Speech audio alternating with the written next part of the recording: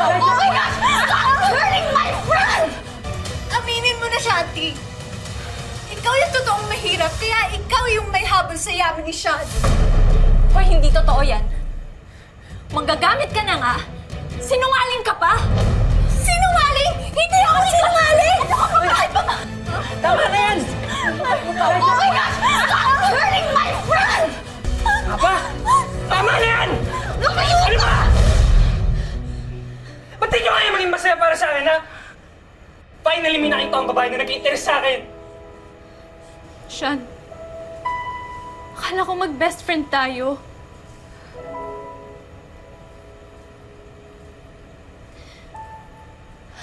Pero baka hindi mo talaga ako ganun kakilala. Para hindi ako paniwalaan.